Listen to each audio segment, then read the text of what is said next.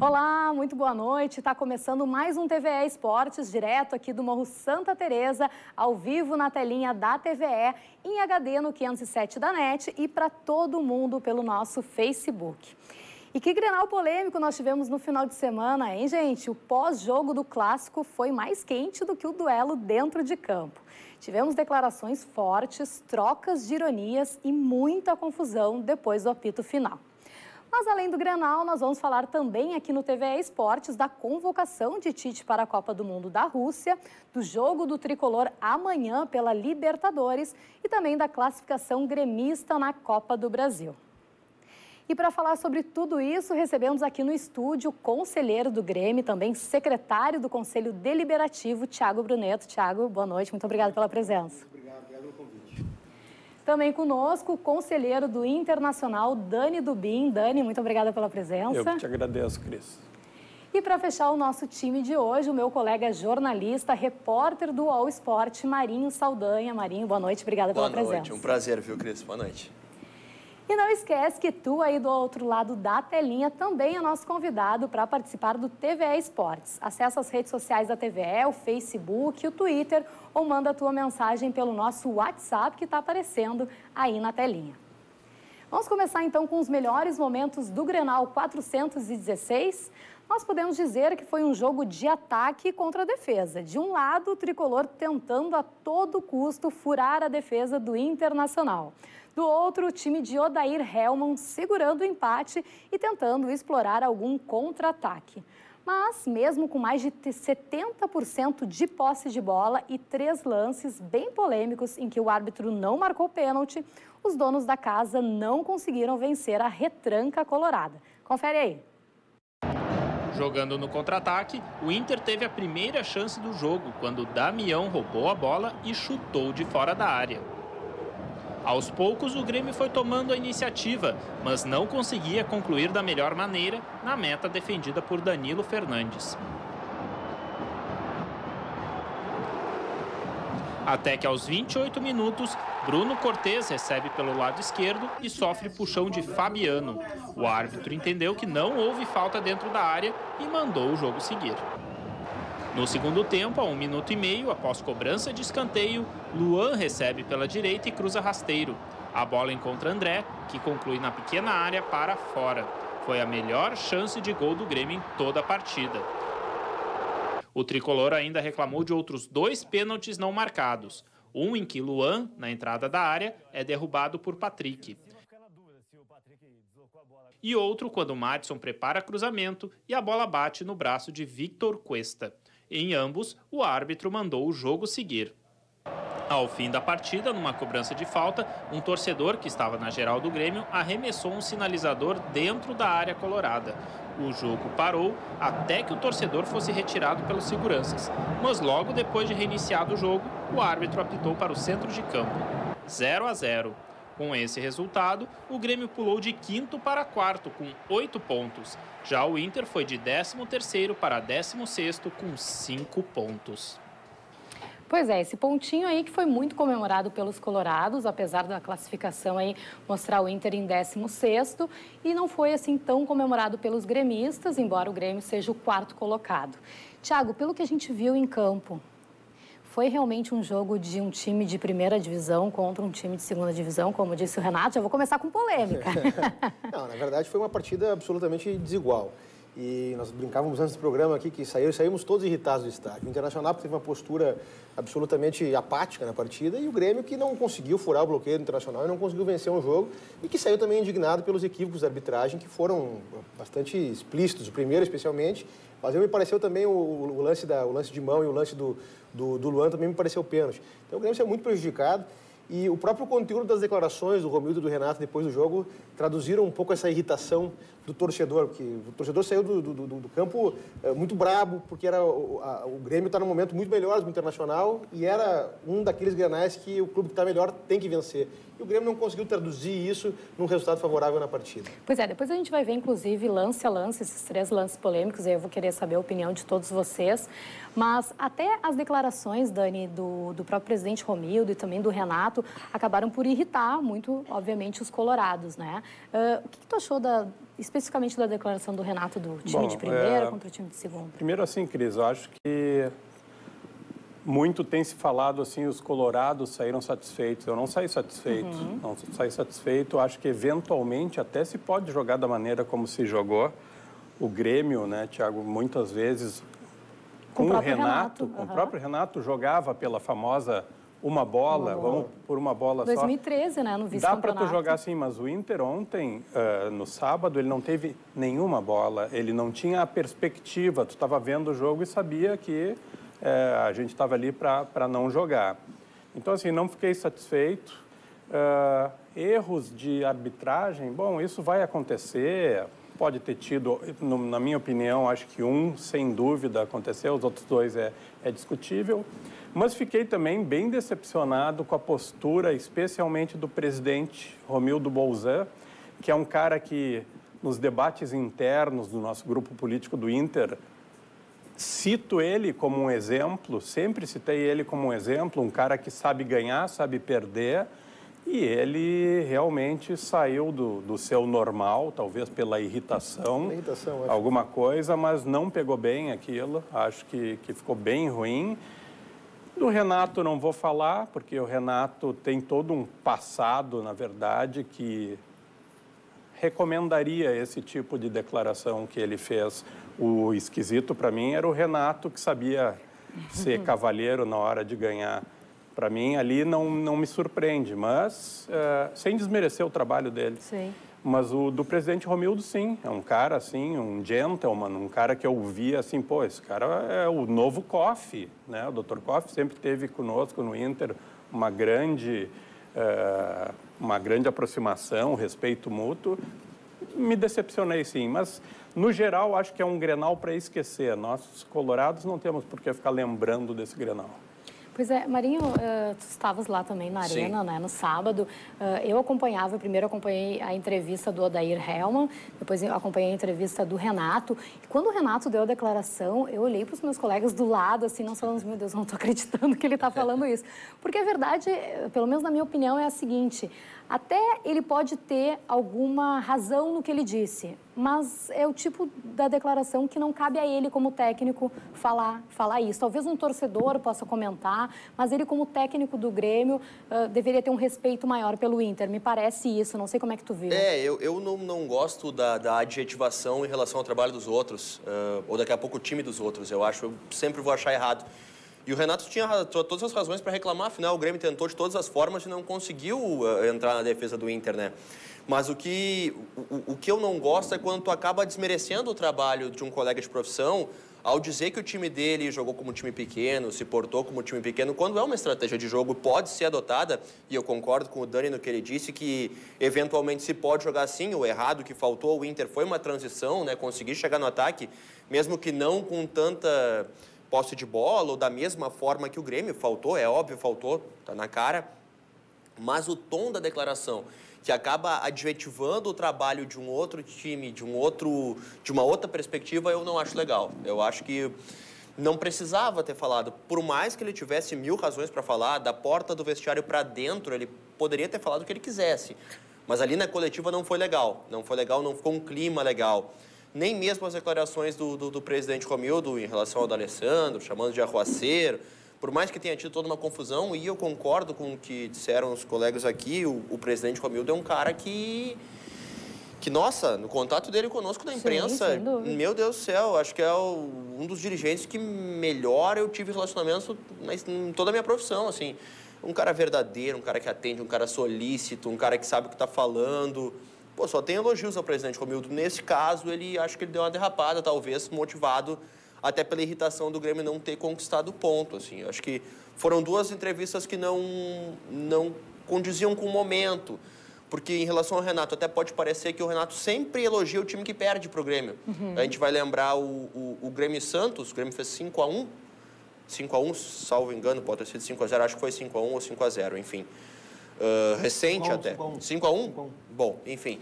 O Renato começou a coletiva dizendo: o Santos é um grande time, muito bem treinado pelo Jair. Tomou 5 Sim. Daí, na hora do 0-0, é um time de segunda divisão. Não, e se a gente lembrar do próprio Grenal, o último Grenal no Beira-Rio, em que o Inter ganhou por 2-0, eu também estava lá naquele jogo, acompanhei a coletiva do Renato, e o Renato, ele disse, olha, o Inter tem um bom time, o Odair está fazendo um ótimo trabalho, ele deu muita força até pro Odair.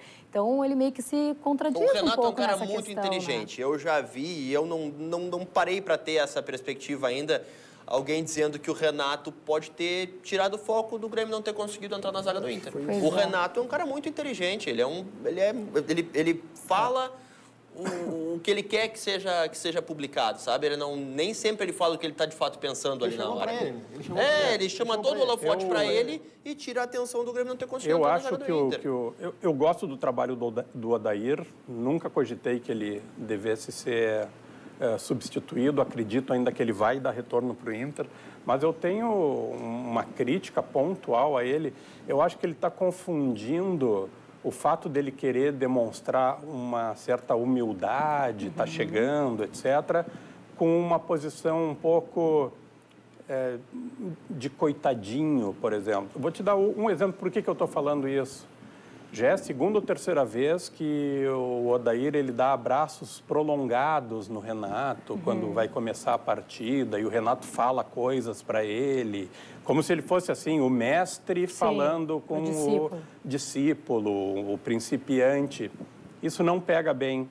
Outra coisa, o Renato, quando o jogador do Grêmio perde uma bola, ele quase entra em campo para surrar o cara no meio do jogo. É verdade. E ele é o Renato. O Odair, ele aplaude as jogadas mais bizarras, assim, do Inter. É uma postura que eu entendo, eu sei o que ele está pensando. Ele está pensando, não, faço parte do grupo, eu estou chegando, eu quero ser aceito. Mas tu não pode passar de alguns limites, sabe? Tu tem que te colocar... Ele é o técnico do Esporte Clube Internacional. As declarações dele também são um pouco travadas. Acho que com o tempo ele vai melhorar, mas nesse momento que a gente, por exemplo, não tem uma declaração forte de dentro do vestiário, falta um pouco isso no Odair. Tem um ingrediente também na partida que acho que isso também pesou um pouco no conteúdo das declarações. É o fato de que houve aquela confusão no final do jogo. Então todos foram para o vestiário com o ânimo um pouco exaltado. E aquela confusão que começou no gramado, ela passou para aquela antessala do vestiário quando o D'Alessandro foi para o antidoping. Então acho que o Renato foi para a coletiva cobrado, que o time dele deixou escapar 2 pontos e não conseguiu vencer, e puxou para ele a responsabilidade. E no caso do Romildo, me parece transparecer um pouco aquela irritação do torcedor. Ele veio com o ânimo exaltado da briga e também o fato de que o Romildo sabia, o Renato sabiam que era um Grenal para o Grêmio conquistar os 3 pontos e o Grêmio não conseguiu fazer isso, não conseguiu transformar os 75% de posse de bola em superioridade no marcador. A superioridade de posse do Grêmio foi um absurdo, né? Dos 35 aos 40 minutos do primeiro tempo, o Grêmio teve 93% de posse em 5 minutos. É muita posse de bola. O Grêmio rodou a área do Inter praticamente o jogo inteiro. E o que faltou para o Inter foi o poder de mostrar, olha, a gente também está aqui, né? Faltou uma transição, uma jogada que funcionasse para os lados, para o Rossi, para o Luca, que pouco jogaram. Não, deu pena do Luca. O Luca não recebeu uma bola em condições de criar nada, nem de tentar chutar no gol, nem de tentar procurar o Damião. O Damião me pareceu muito abaixo. A bola nem chegou sozinho. Mas o Damião um pouco intenso. Isso, quando o Damião tocava na bola, ele estava na intermediária para trás. Quando a bola chegava nele, ali o Damião é mais prejudicial ao time dele do que uma alternativa. Porque ali ele pode perder a bola e a bola vai jogo como esse, por exemplo, ele estava muito mais à feição do Nico Lopes, que é aquele peladeiro, sabe? Que pega a bola, tenta passar por 4 caras, porque era só assim que o Inter poderia criar alguma coisa. E o que se fala de futebol apoiado é o que, de fato, o Inter não tinha, né? Porque um jogador estava totalmente longe do outro, totalmente desconexo, assim. Na fase ofensiva, na fase defensiva, o Inter foi muito bem. O Grêmio, por exemplo, é um time que trabalha, isso já é histórico, faz tempo que o Grêmio joga assim. É um time que trabalha a bola muito bem. Parecia que o Grêmio estava esperando uma pequena brecha para fazer o gol. E até chance teve, né? O André perdeu uma chance ali absurda. Fez falta o Jael, viu? Como fez falta. Nossa! Mas o André é um atacante que o André tenta jogar. E o Jael, aquela função que ele segura 2 zagueiros e escora, o ataque do Grêmio joga com velocidade. Então o Jael fez uma falta tremenda na partida de sábado. Eu saí do campo com um saudade do Jael. Ah, não, era só o que faltava eu ouvir isso agora. Inclusive, eu reclamei com quem dava à minha volta, vocês estão que corneteiam o Jael, que vocês todos estão com saudade do Jael, né? E uns quantos concordaram, tiveram a humildade de concordar. Vem cá, a confusão no fim do jogo, ela foi motivada exatamente pelo quê? A impressão que deu é que o D'Alessandro entrou no campo e eles trocaram algumas palavras, o Luan diz, então me bate, então me dá um soco. Isso aí aconteceu, Mas esse foi um dos focos. O outro foco foi meio com o árbitro, assim. Eu acho que aí tinha todo mundo reclamando do árbitro. Né? Talvez em relação ao sinalizador que foi arremessado. O Danilo Fernandes não queria, estava mexendo os braços. Talvez os jogadores do Inter quiseram chamar a atenção do árbitro para o sinalizador, enfim, né? Para que isso pudesse ter esse árbitro aí, se precisar, ele é dita súmula, viu? Ele fez aquela partida de 2014... Esse aí é dita súmula, se precisar. Até falando no Wilton Pereira Sampaio, porque foi um personagem, sem dúvida nenhuma, desse Grenal 416. Nós tivemos 3 lances que foram bem polêmicos, né? E eu quero analisar, então, com vocês, um por um, começando pelo puxão no lateral do Inter, o Fabiano, dentro da área, em cima do Cortez. Lance que aconteceu aos 29 minutos do primeiro tempo. O que vocês acharam desse lance? Vou começar com o Thiago. Thiago, pelo que tu viu lá, em loco, e pelo que tu está vendo agora aqui com a imagem... A impressão no estádio de que foi pênalti, e na imagem mais forte ainda de que foi pênalti. Dani, o que te pareceu esse lance? A primeira impressão que eu tive em casa foi que o toque dele no jogador do Grêmio não foi suficiente para derrubá-lo, mas vendo várias vezes, acho que está mais para pênalti do que para não pênalti. Né? E tu, Marinho, o que tu achaste? Da cabine lá da arena já me pareceu pênalti claro. O Cortez entrava para fazer o gol, o cruzamento, ele foi deslocado totalmente. Pois é, que o movimento do Cortez, ele é bem brusco, de certa forma, né? Mas dá para ver na imagem parada, realmente eu também achei que teve o toque do Fabiano, Até falaram, se o Cortez tivesse caído desse jeito, o juiz teria marcado, mas ele foi deslocado, né? Exatamente, ele foi deslocado, ele é um jogador leve também, né? Vinha em velocidade, exatamente, isso conta, né? Não, e o Fabiano já tinha perdido a jogada. Exato. Ali ele já tinha perdido a jogada, E então... só uma observação, é a segunda vez que o Fabiano faz pênalti, né? O primeiro marcaram, e agora... Não marcaram, mas ele é um jogador fora ser insuficiente tecnicamente. Ele é um jogador preferencialmente defensivo, né? Eu acho que depende muito do esquema para o Fabiano conseguir jogar. Vai depender muito do que o Inter puder argumentar em campo. Pois é, e aí até se tem essa dúvida, né? Se o Zeca deve entrar no lateral direito, no lugar do Fabiano. A princípio foi o que o Odair falou em algumas coletivas. Ou se daqui a pouco, por ele jogar nas duas laterais, se ele não deveria entrar na esquerda, saindo o Iago, que é mais apoiador, e aí deixando o Fabiano, que ajuda mais na marcação. O Iago é muito mais jogador do que o Fabiano. Esse Fabiano não mostrou ainda. Eu acho que vai depender necessariamente de quem jogar à frente dele. Se o extrema da direita for o D'Alessandro, vai jogar o Fabiano.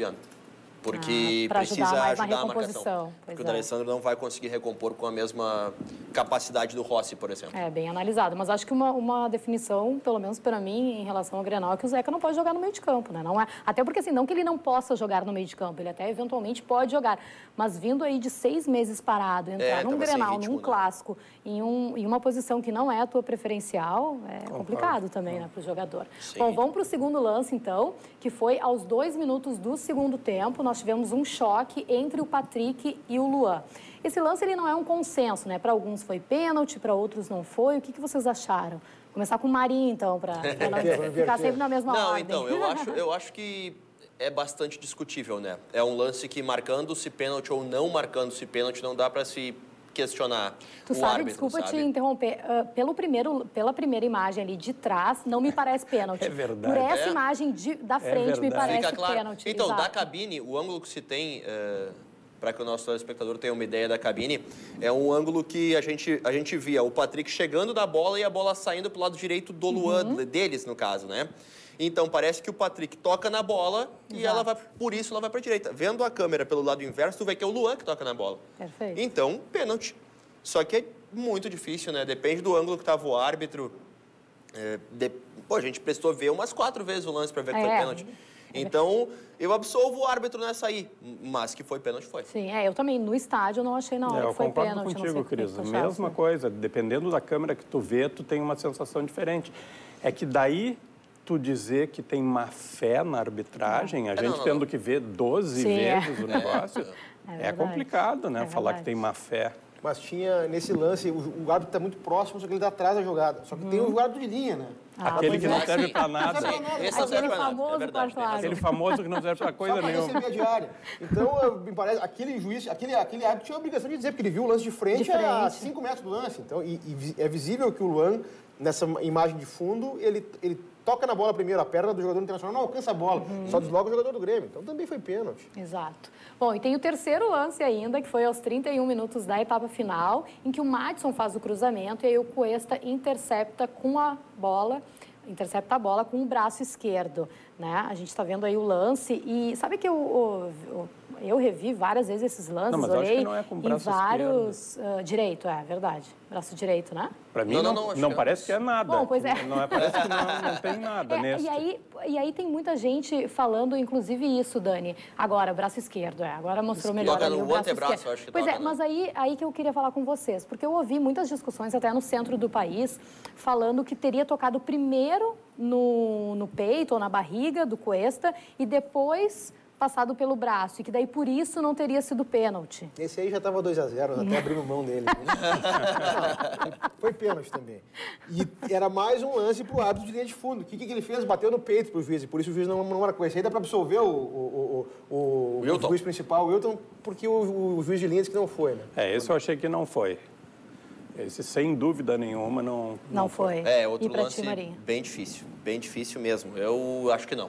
Acho que esse aí, acho que não. Bom, mas aí, é discutível. Se o árbitro tivesse dado, seria até certos pontos compreensível. É que o que chama atenção nessas polêmicas todas, né, é que foram 3 lances. Se fosse um lance, né, a gente teria comentado, tudo bem, ok, mas agora 3 lances realmente acaba... É que com o volume que o Grêmio teve no campo do Inter, fatalmente ia ter dúvidas e... Né, sabe o que parecia? Perto da área do Inter. Parecia o Grenal, assim, parecia que... Água mole e pedra dura, velho ditado. Uma hora o Grêmio ia conseguir entrar. Uma hora iria conseguir. Perde 1, 2, 3, uma hora o Grêmio iria conseguir fazer o gol. A sensação da torcida também era essa, que em algum momento o Grêmio ia fazer o gol. Mas também chamou atenção, e acho que também isso explica um pouco a irritação do Renato. Ele não tinha alternativa no banco pro segundo tempo. Ele não tinha nenhum cara para entrar e mudar o jogo. No ano passado ele tinha o Fernandinho em campo e tinha o Everton no banco. O Everton entrava e fazia uma correria em campo. Esse ano ele não tem ninguém no banco que, nesse jogo, pelo menos, ele não tinha ninguém. O Joel não estava, o André não estava de titular, o Joel não estava em campo, não estava no banco. Então ele não tinha nenhum jogador no banco que pudesse entrar e mudar a perspectiva da partida. Ele até tentou, né, com o Alisson, com o Cícero, e o Michael Suel, hein? O Michael Suel, será que não era ele para ser esse jogador? Mas o Michael Suel, na partida, da partida do meio da semana que ele jogou de titular, jogou muito apagado, foi substituído cedo. É um jogador que não encontrou seu espaço. É um jogador rápido, um jogador forte. Ele aparentemente tem uma boa capacidade de drible, mas ele não... Na partida de quarta-feira ele começou o jogo, mas foi substituído porque estava absolutamente apagado. Eu não sei como é que ele está fisicamente, mas em São Paulo se dizia que ele tinha um déficit físico, que ele não conseguia se recuperar fisicamente, não conseguia equiparar com os outros. Por isso que ele não jogava no São Paulo. Ele foi substituído na quarta-feira, no início do segundo tempo, e uma apresentação muito apagada. Na verdade, o problema foi o Joel. Quem fez falta foi o Joel, é isso? Fã-clube, o cara do fã-clube. Eu gosto do Grêmio jogando com camisa 9 em campo. Esse é um bom jogador, mas para esse tipo de jogo que o Grêmio está... Nessa partida não é o jogador ideal, porque ele é muito mais habilidoso do que o Jael, é um jogador muito mais completo. Sim, mais técnico. Mas o Jael também tem uma questão em futebol que não tem como desconsiderar, que é também o momento do jogador, a estrela do jogador. Isso aí também, esse lado supersticioso do futebol, a gente não pode desconsiderar que ele faz gol, viu? Não, já está vivendo um grande momento, a gente não pode realmente desconsiderar isso. Bom, mas além dos 3 lances aí de pênaltis reclamados pelo Grêmio, a gente já falou um pouquinho também da outra confusão que teve no finalzinho, porque nos acréscimos teve o sinalizador que foi arremessado no gramado, bem perto, né, ali do goleiro do Inter, o Danilo Fernandes. O árbitro, ele colocou isso na súmula, né, e inclusive o torcedor já foi identificado e vai ter que cumprir aí 15 jogos se apresentando na delegacia, né, Thiago? O fato do torcedor ter sido identificado, inclusive, se não me engano, era um sócio do Grêmio, né? Ter sido já levado, já tem a suspensão dele, isso, de certa forma, ajuda ao Grêmio em não ter uma punição? Sim, na verdade, salvo se algo tiver mudado, no meu tempo de jurídico, isso servia para extinguir a punibilidade em decorrer da identificação do torcedor, ainda com um plus, o fato de que ele foi identificado, levado ao juizado do torcedor e responsabilizado. Então, a exibição desse documento deve servir para isentar o Grêmio de qualquer tipo de responsabilidade por esse episódio. E outro plus, né? levou um carinho dos outros torcedores. Um carinho, tu tá sendo generoso, porque diz ele levou que um carinho do pessoal ali na... Esse linchamento também não precisava. Não precisava, né? Tá? Esse linchamento também não precisava. Identificou, imobiliza, recolhe. Tá? Já está de bom tamanho, não tem que surrar ninguém. Também houve depois na internet, se divulgou a foto com o rosto. Isso eu acho que é uma coisa que a gente deve sublinhar, que ao meu ver, um erro da CBF. A súmula dá todos os dados do torcedor que foi identificado. Exatamente, é tem verdade. Nome, CPF, RG, tem tudo, RG. É verdade. Um documento público não pode conter o nome de uma pessoa assim. E me chamou a atenção, inclusive, Marinho, bem observado por ti, que muitos veículos, assim, optaram por não colocar os dados do torcedor, nós mesmos né? não divulgamos Exato, o nome dele. Mas deixa eu fazer uma porquê, pergunta de leigo mesmo.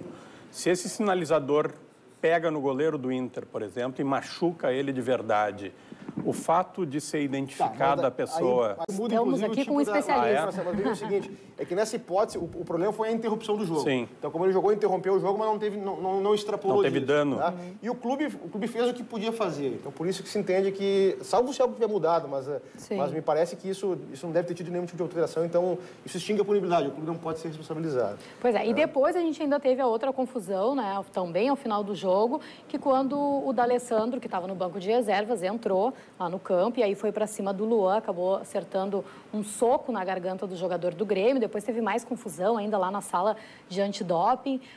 A gente está vendo a imagem aí, né, da confusão envolvendo principalmente o D'Alessandro com o Luan. E aí não se sabe exatamente o que motivou, se foi justamente essa questão do sinalizador, dos jogadores quererem mostrar para o árbitro o sinalizador, para que ele talvez punisse o clube, enfim. Mas a questão, né, Dani, é que o D'Alessandro já tem um outro episódio, né, do jogo do Flamengo. E aí deve ser... exato, já foi denunciado, né, envolvendo o Lucas Paquetá também. E tudo leva a crer que será também denunciado nesse lance, Dani. Que prejuízo pode ter para o Inter essa questão do D'Alessandro e uma possível até punição dele? Não, o D'Alessandro é um grande jogador, faz sempre falta para o Inter. Apesar de hoje ele não ter mais as condições físicas que tinha há 5, 6 anos atrás, mas ainda continua sendo um jogador importante. Não sei o que aconteceu, não sei o que se falou, etc. A verdade é que o D'Alessandro, ele gosta de se meter numa confusão de vez em quando, né? Acho que não se ganhou nada com aquilo ali.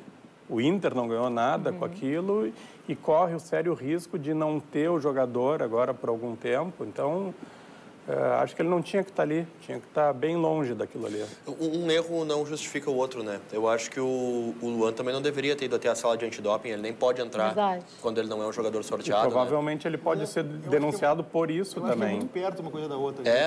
Eu não conheço o interno, a gente não conhece da arena. Não, é muito próximo, então ela é mais próximo do vestiário do Grêmio. Talvez eu não sei onde é que foi a confusão exatamente, mas eu sei que foi quando ele estava indo para o antidoping. Então presumo eu que tivesse... O Luan não é um tipo de jogador que vai para lá fazer uma provocação depois do jogo, assim, no sentido de quando a partida acabou. Então, me parece que ele deve ter cruzado os dois jogadores. E acho que o D'Alessandro não precisa disso, né? Não precisa, internacional, isso é verdade. Não precisa acabar assim. Tá? Não tem necessidade. Ele foi um momento vergonhoso dele. Não precisava ter... E quando aconteceu isso, eu digo, ali na cabine onde nós estávamos, né, na cabine 17, ali, a última da cabine oeste da arena, a gente ficou meio que... Sem entender o que motivou tamanha confusão. Exato. Porque não houve briga no Grenal, assim, não teve um momento em que, sei lá, o D'Alessandro do banco brigou com alguém, ou alguém brigou com o D'Alessandro do banco. Então, que ele, vamos lá, o D'Alessandro também não é louco, né, para ele ter feito alguma aquilo. Coisa alguma coisa aconteceu. Talvez alguma provocação, alguma coisa foi dita que nós não o sabemos, Luan tem o perfil de ser um jogador que provoca, isso é verdade, o Luan provoca, né, ele faz isso. Com frases de vez em quando. Ele já está rotulado por ser o cara que provoca o Inter, é o Luan, então, não sei, tem que ver o que aconteceu. Daqui a pouco até ouvir os jogadores. Lembra o Zidane quando deu aquela cabeçada no cara? Alguma coisa o cara falou, não é possível. O lance do Zidane é incrível, porque o tempo passou e quem se eternizou por aquela imagem foi o agressor, que todo mundo simpatizou com o Zidane. Pela história que o Zidane tem no futebol, comparado com a história que o Materazzi tem no futebol. E até hoje não se sabe o que foi dito ali, né? E talvez nunca vá se saber, né? Tem várias versões, mas talvez nunca vá se saber, né? Tem várias teorias envolvendo família, enfim, vai saber, né, o que aconteceu. Mas outra questão que eu queria falar com vocês também, envolvendo o D'Alessandro, foi o fato dele acusou dores, né? O Inter divulgou, né, Marinho, que na sexta-feira o jogador acabou sentindo aí algum desconforto e por isso não começou a partida e ficou no banco de reservas. De certa forma, quando um jogador sente um desconforto, ele é retirado muitas vezes até do banco também, né? Eu não sei, a mim surpreendeu nessa questão o fato do D'Alessandro ter ficado no banco de reservas. Só que o Odair falou na coletiva que teve jogador que se sentiu mal e que se dispôs a ficar no banco, se precisar por 10, 15 minutos ele entra. Então eu acho que ele estava se referindo ao D'Alessandro nesse caso. Que ele sentiu no treino de sexta, não treinou todo o treino de sexta e acabou não tendo condições físicas. E como joga só segunda-feira, eu até acredito que ele possa jogar contra o Chapecoense. Só que imagino que o D'Alessandro não tivesse ali, sei lá, 25%, 30% da condição atlética e disse, olha, se quiser me deixar no banco, até por ser o D'Alessandro, pelo que ele significa para os outros. Sem dúvida, da liderança. Puder, daqui a pouco olhar, o D'Alessandro está ali, não sei o quê.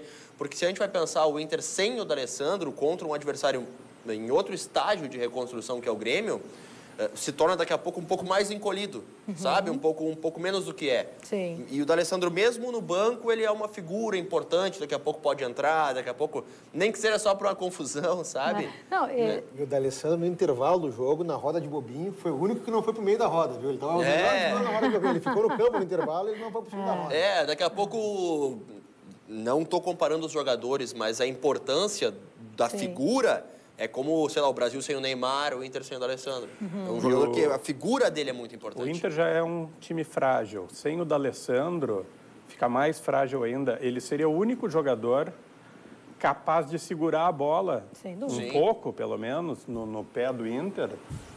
Armar um contra-ataque, alguma coisa. Ou encontrar os jogadores de lado, né? Fazer um lançamento, uma enfiada. Fez muita falta, realmente. É por isso que a gente ouve de tudo, principalmente redes sociais, né? Que é o território livre, as pessoas têm várias teorias de conspiração, inclusive dizendo, o D'Alessandro quis ficar de fora porque sabia que o Grêmio era superior. Mas só quem não conhece. Só quem não conhece o D'Alessandro. Pelo contrário, o D'Alessandro jogaria, se necessário, sem uma perna. Ele não perderia um Grenal se ele tivesse em 100% das condições dele. Então, não teria a história que ele isso tem, não existe. Exatamente. Bom, a gente vai falar ainda da seleção brasileira, porque teve convocação, vamos falar mais de Inter, mais de Grêmio, que tem Libertadores, tem Copa do Brasil. Mas chega de Grenal, né? Mas chega de Grenal, tá bom, combinado. Vamos passar para o próximo tema. Combinado, vamos falar de Inter e Chapecoense, vamos falar do jogo de amanhã da Libertadores e da seleção brasileira. Mas agora a gente vai fazer um rápido intervalo, é bem rapidinho, e a gente já volta com mais TVA Esportes.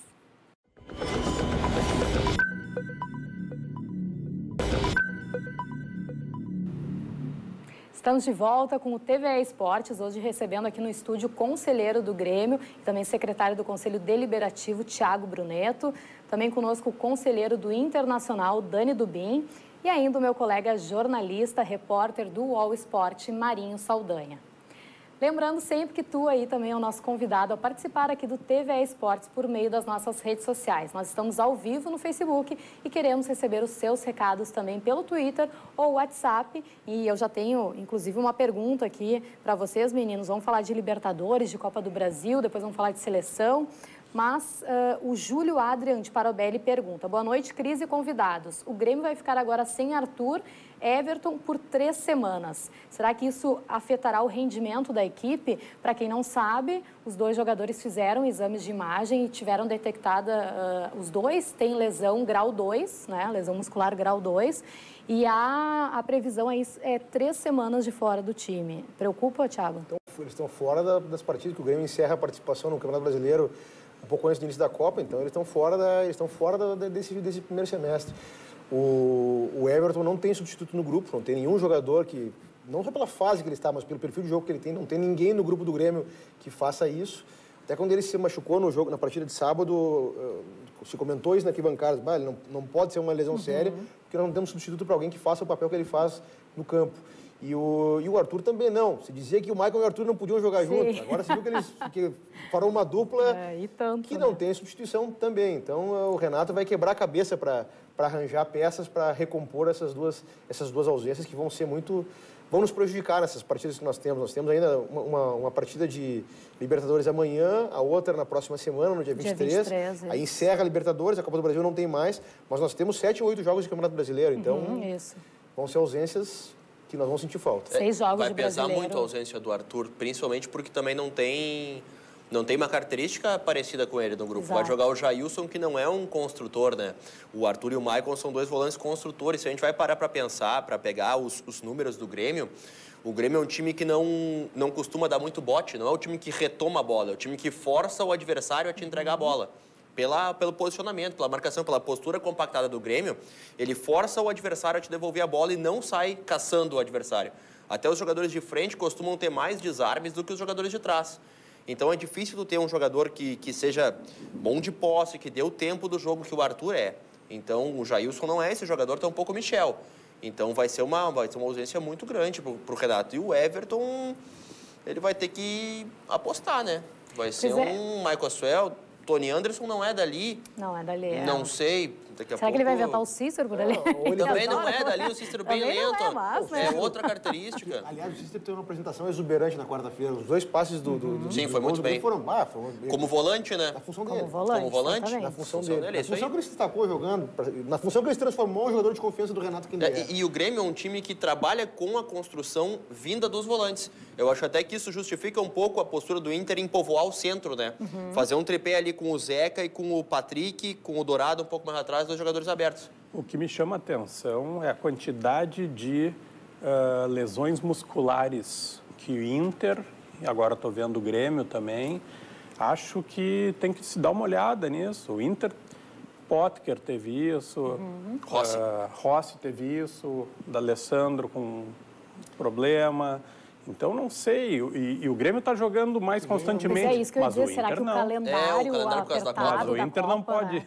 A gente pode reclamar de tudo, menos do calendário. No Né? caso do Grêmio, a quantidade de jogos também é a intensidade dos jogos. A entrega do jogador que nem o Everton é impressionante. Porque ele corre no jogo, a quantidade de vezes que ele corre para recuperar a bola. Ele passou a marcar, ele não fazia isso. Ele retorna para a marcação. Então, acho que no caso dele, até chamou atenção. Na semana passada, eu vi uma entrevista do Kahneman para um órgão de imprensa da Argentina, e ele dizendo que aqui se joga muito mais do que lá, e que ele também teve que se acostumar com isso. Então, que era natural, inclusive, que houvesse essa estratégia de poupar jogadores, porque nesse nível de intensidade de partidas, os jogadores não dão conta. E eu quero fazer um parênteses sobre essa quantidade de partidas, uma tese que eu costumo fazer.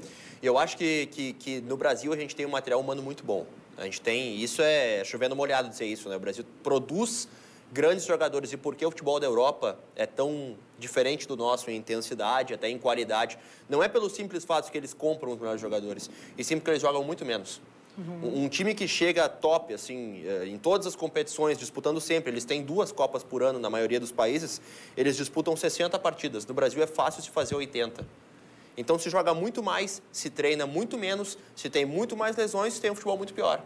Então, por isso que eu acho que tem que se rever o calendário. Pela qualidade do futebol brasileiro como produto, sabe? Como futebol bonito de se ver, de se vender até daqui a pouco para fora do país. Isso que nesse ano a gente já teve um estadual mais enxuto justamente por essa questão da Copa, né? Mas mesmo assim, no caso do Grêmio, né? Que disputa Libertadores, Copa do Brasil, Brasileirão, é um calendário quase desumano, né? Tu vê, o Grêmio jogou no sábado um Grenal, que a gente sabe o desgaste, que é um clássico como esse, e aí já viajou na madrugada para a Venezuela. A viagem foi complicada de logística. Mas foi bem complicada. E a gente sabe que apenas 5 titulares viajaram, né? Então já é certo que vai ser um time misto amanhã lá na Venezuela. Tu acha que mesmo sendo um time misto, Thiago, dá pro Grêmio vencer o Monagas por ser um time mais fraco? Pelo que a gente viu do Monagas aqui em Porto Alegre, é um time com muitas limitações. Mas claro que partida de Libertadores sempre tem um potencial de se transformar em algo complicado. Vai a arbitragem deve estar lá um pouco de má vontade.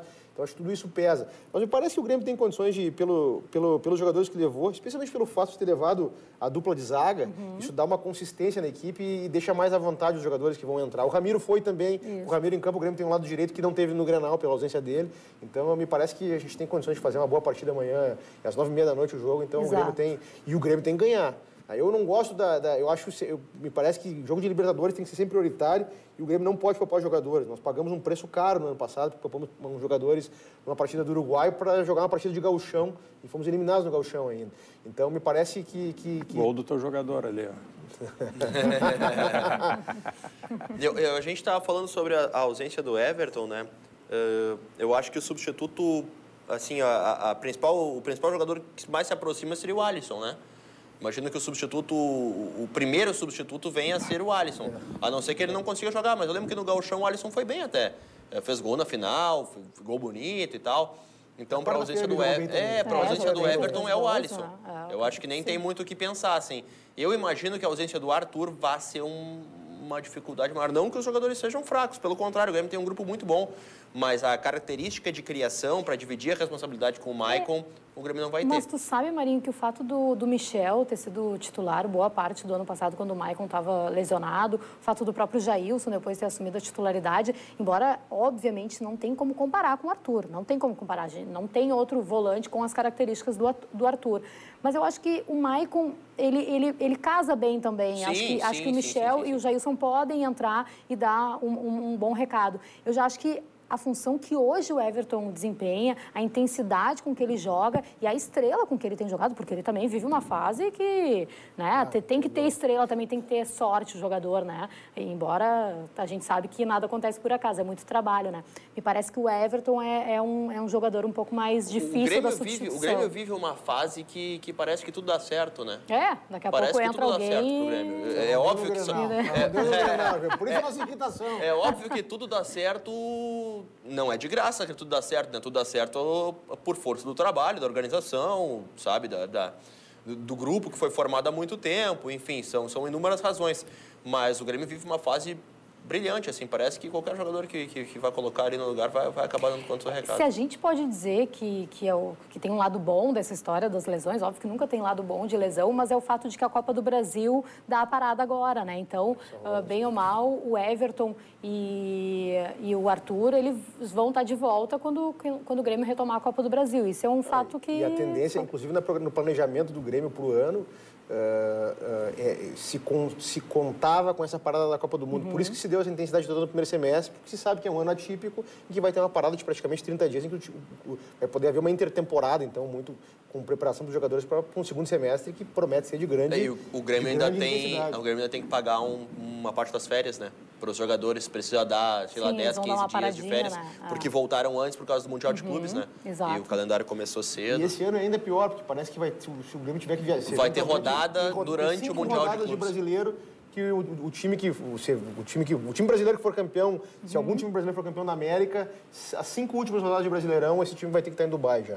Então vai ser um ano bem Tu já está olhando esse calendário, Thiago? É isso? Já está comprando passagem? Libertadores e Libertadores, né?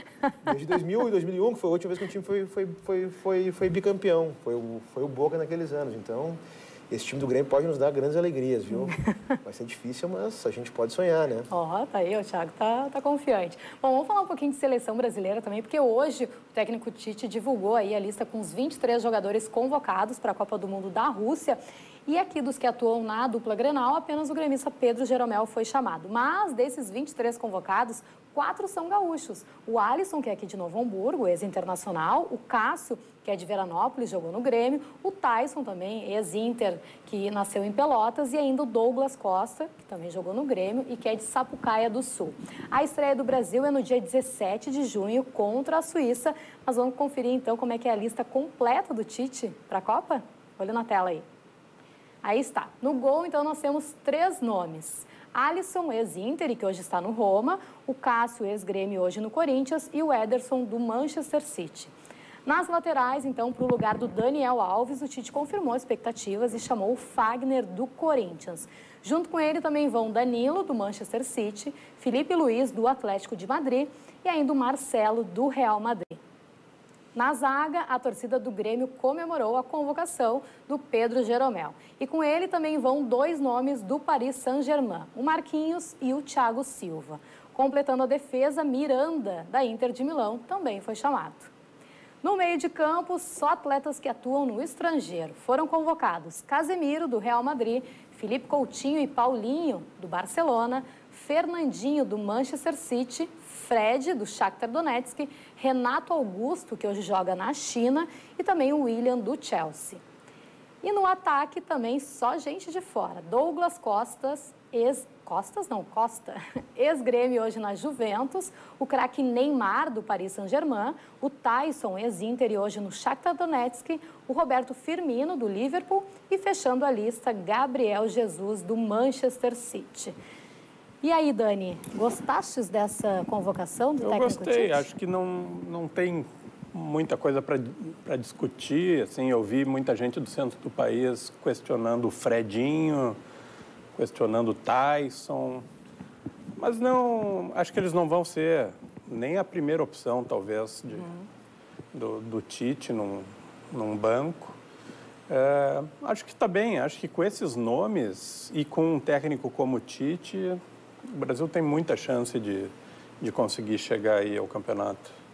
Sabe, Cris, que eu vi muito debate, muito mais no centro do país até do que propriamente aqui, mas eu acredito que a convocação do Fred ela é bastante justificável. Assim, o Fred está na mira do Manchester City, o Guardiola elogia muito ele, E o que mais fica claro é que a convocação revela a ideia do Tite em utilizar o 4-1-4-1 como esquema.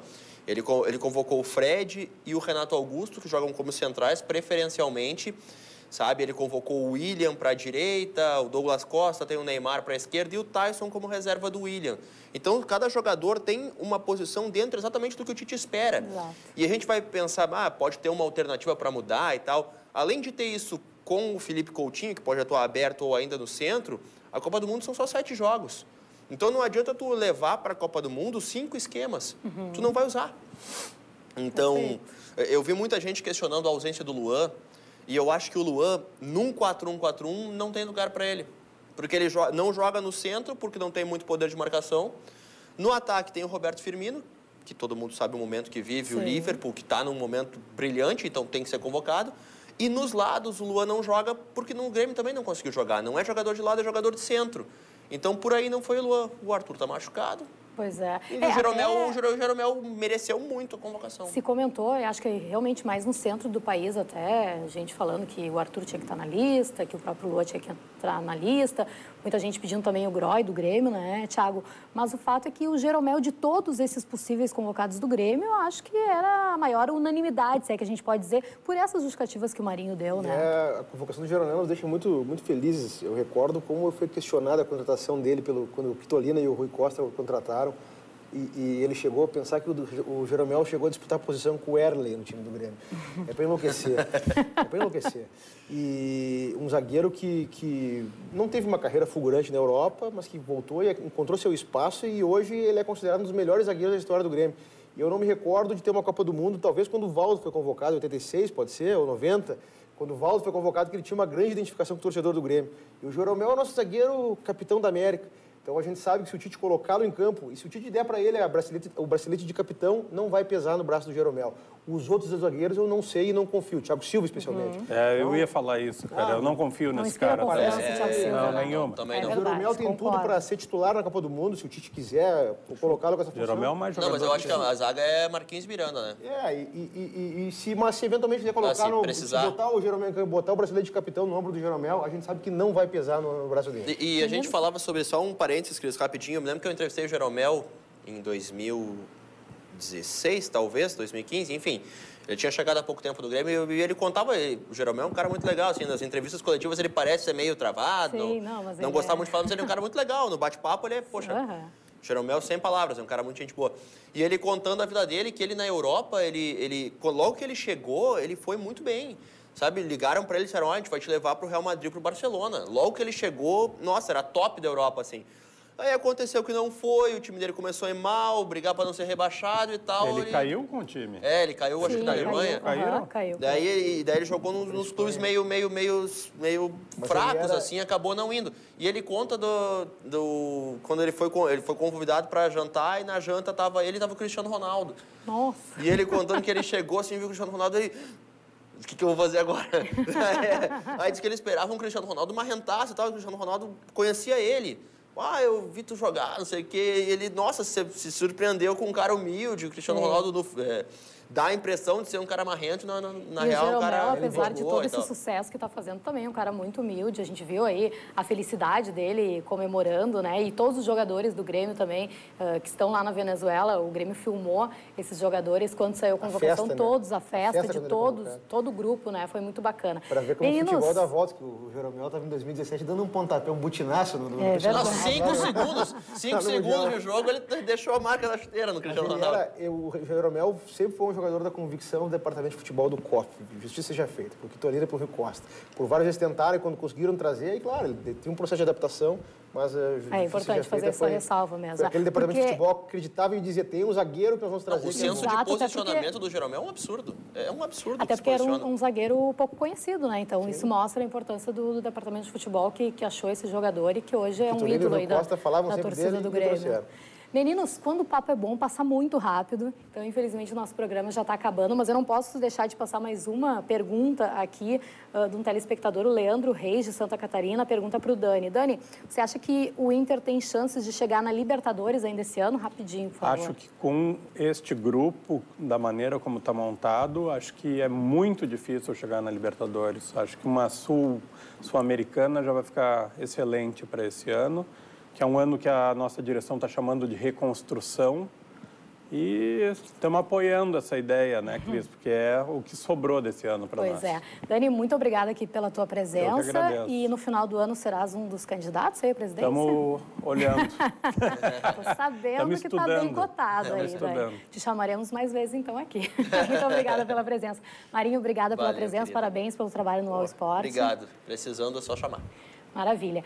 Tiago, muito obrigada pela presença. Eu quero encerrar contigo, porque nessa última quinta-feira a gente perdeu um dos grandes nomes aí do futebol gaúcho, que foi o Fábio Koff, né? Sem dúvida nenhuma, o presidente mais importante do Grêmio, né? Eu sei que tu trabalhaste na última gestão dele, entre 2013 e 2014, né? Ali no departamento jurídico do Grêmio. Qual que tu acha que é o maior legado que deixa o Fábio Koff, tão respeitado tanto por gremistas, mas também por colorados? O mais bonito do Grenal de sábado foram as homenagens. As homenagens antes do início da partida, as homenagens no intervalo do jogo. Você exibiu um vídeo do discurso dele no banquete de aniversário do Grêmio de 2014, que foi o último dele como presidente do Grêmio. E o presidente Fábio Koff foi fundamental nesse retorno dele, na terceira vez que ele exerceu a presidência do Grêmio, pela recuperação da seriedade na condução das coisas do Grêmio. E esse é o maior exemplo que ele nos dá, inclusive a frase que ele coloca no livro dele, no livro que ele conta a sua história, a história da sua relação com o Grêmio, que nós não podemos, temos que servir ao Grêmio e não nos servir do Grêmio. Esse é o grande exemplo do presidente Fábio Koff, além de ser um presidente supercampeão, além de ser um presidente, como o Dani lembrou bem aqui, que tinha uma fidalguia muito grande no trato das coisas do internacional. Alçou o futebol gaúcho e brasileiro a um outro nível e por isso ele é o maior presidente e acredito que é o maior presidente da história do Grêmio, sem sombra de dúvida, e um dos maiores dirigentes da história do futebol brasileiro. Muito obrigada pela presença. Obrigado aos companheiros também de programa. Então, Valeu. E a gente volta, então, na próxima segunda-feira, às 7h30 da noite, com mais TV Esportes. Obrigada pela audiência. Beijo.